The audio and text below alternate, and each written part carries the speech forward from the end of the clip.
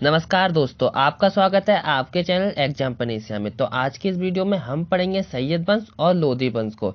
इससे पहली वाली वीडियो में हम दोस्तों तीनों वंश को पढ़ चुके हैं। इससे पहले वाले हम गुलाम वंश को पढ़ चुके हैं, खिलजी वंश को पढ़ चुके हैं, तुगलक वंश को पढ़ चुके हैं। आज के इस वीडियो में सैयद वंश और लोधी वंश को एक साथ पढ़ेंगे। क्यों? क्योंकि ये दोनों वंश बहुत छोटे हैं।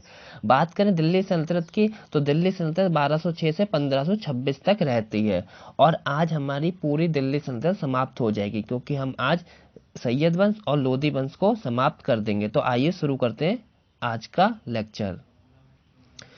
सैयद वंश की अगर बात करें तो पहला शिया वंश कौन सा है? तो सैयद वंश है। ये बात आपको ध्यान रखनी है। अगर इसके कार्यकाल की बात करें दोस्तों, तो 1414 से 1451 तक है। कितना है? 1414 से 1451 तक है। इसके संस्थापक कौन है? ये इंपॉर्टेंट होता है, यही क्वेश्चन इससे बार बार बनता है पेपर में। खिज्र खां है। कौन है? खिज्र खां। तो खिज्र खां के दो बेटे होते हैं दोस्तों, मुबारक शाह और फरीद खान। कौन होते हैं? मुबारक शाह और फरीद खान होते हैं। बात करें फरीद खान का एक बेटा होता है मोहम्मद शाह, जो अगला शासक बनता है। इनमें पहले तो मुबारक शाह शासक बनता है, फिर इसके बाद फरीद खान का बेटा जो होता है मोहम्मद शाह इसका शासक बनता है सैयद वंश का। उसके बाद इसका बेटा आलम शाह बनता है। लेकिन क्या होता है यहाँ पे, आप इसको ग्राफ से समझिए अच्छे से। जो इसका वजीर होता है, कौन होता है? वजीर होता है मुबारक शाह का, वह होता है बहलोल लोधी। कौन होता है? बहलोल लोधी। तो ये क्या करता है? ये बेटा घोषित कर देता है अपना। क्या? बेटा, मुंह बोला मतलब बेटा घोषित कर देता है बहलोल लोधी को। और ये उपाधि भी इसको देता है खाना की। तो बाद में क्या होता है, इसका जो मुबारक शाह का भाई है फरीद खान, इसका बेटा मोहम्मद शाह शासक बनता है। इसका बेटा फिर आलम शाह शासक बनता है। लेकिन ये अयोग्य होता है, संभाल नहीं पाता शासक को, इसलिए यह बहलोल लोधी को शासक अंतिम में मतलब घोषित कर देता है। और बहलोल लोधी किस वंश की स्थापना करते हैं? लोधी वंश की, जो हम इसके बाद पढ़ेंगे। तो दोस्तों सैयद वंश में इतनी बातें भी आप ध्यान रखेंगे, तब भी आपका प्रश्न बहुत आसानी से हल हो जाएगा। अभी हम लास्ट में वीडियो के लेटेस्ट प्रीवियस में पूछे गए प्रश्नों को भी हल करेंगे। तो आइए पढ़ते हैं लोधी वंश को। लोधी वंश की अगर हम बात करें 1451 से 1526 तक, इसके संस्थापक कौन है? बहलोल लोधी। अभी अभी हमने पढ़ा। जौनपुर को जीतकर दिल्ली में मिलाया। इन्होंने जौनपुर पे मतलब आक्रमण किया और जीता और उसको दिल्ली सल्तनत में मिला लिया। बहलोली सिक्के किसने चलाए? बहलोल लोधी ने चलाए। इनका एक बेटा था सिकंदर लोधी 1489 से 1517। ये इनका कार्यकाल बहुत ज्यादा इंपॉर्टेंट होता है, 1489 से 1517। वास्तविक नाम भी इनका इंपॉर्टेंट है, क्या है? निजाम खां है। 17 मई 1498 को वास्को डी गामा भारत के कालीकट पर आते हैं। कालीकट कहाँ पे है? तो केरल में उस वक्त कौन राजा होते हैं? तो जमोरिन नाम के एक राजा होते हैं। भाई इनका स्वागत करते हैं वास्को डी गामा का। तो ये इसलिए इंपॉर्टेंट है, पूछा जाता है प्रश्न कि वास्को डी गामा जब भारत में आते हैं 17 मई 1498 को, तो उस वक्त किसका शासनकाल होता है दिल्ली सल्तनत पे? सिकंदर लोधी का होता है। बात करें ये कविताएं किस नाम से लिखते थे, तो ये भी इंपॉर्टेंट क्वेश्चन है। गुलरुखी नाम से लिखते थे। भूमि मापन की इकाई इनने एक लाई थी, उसका क्या नाम था? गजे सिकंदरी। इनके द्वारा लाई गई भूमि मापन की इकाई क्या थी? गजे सिकंदरी थी। इनके पुत्र कौन थे? तो इब्राहिम लोधी थे। इसके बाद जो हम शासक पढ़ेंगे।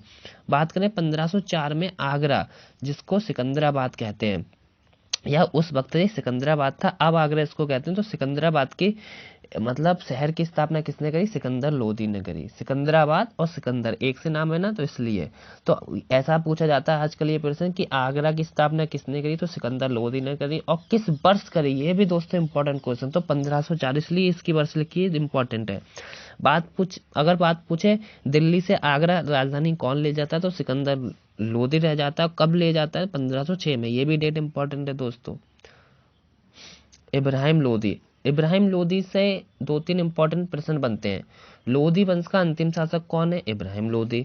ये दो युद्ध इसके इंपॉर्टेंट है। एक खतौली का युद्ध जो 1517 में होता है, राणा सागा और इब्राहिम लोधी के बीच होता है, जिसमें राणा सागा की विजय हो जाती है। खतौली के युद्ध में राणा सागा की विजय होती है और इब्राहिम लोधी की हार होती है। एक युद्ध होता है पानीपत का प्रथम युद्ध 21 अप्रैल 1526 में बाबर और इब्राहिम लोधी के बीच लड़ा जाता है, जिसमें बाबर की विजय होती है और इब्राहिम लोधी की हार होती है, बल्कि इसमें मृत्यु हो जाती है बाबर के द्वारा।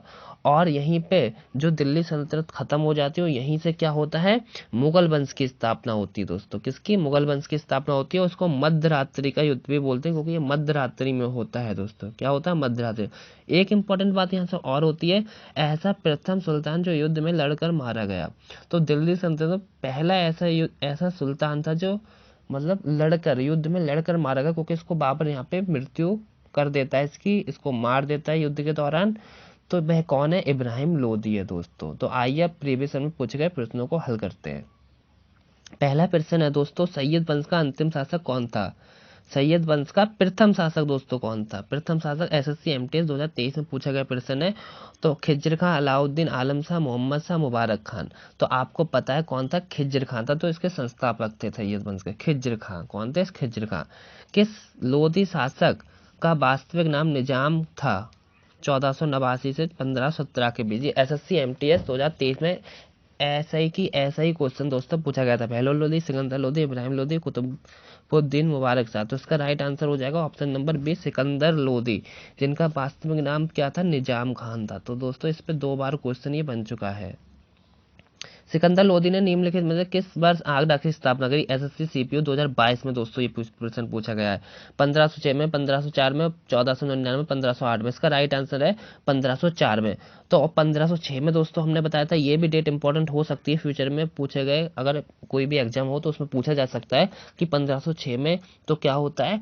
तो ये क्या होता है वहाँ पे, ये पहले तो ये आगरा बसा लिया 1504 में, फिर ये 2 साल के बाद क्या करता है, अपनी राजधानी दिल्ली से आगरा स्थापित कर देता है सिकंदर लोधी। तो ये बात आपको ऐसे याद रखनी, कैसे कि 1504 में पहले आगरा की स्थापना करता है, फिर उसके बाद ये क्या करता है, 2 साल के बाद 1506 में ये दिल्ली से आगरा अपनी राजधानी ले जाता है।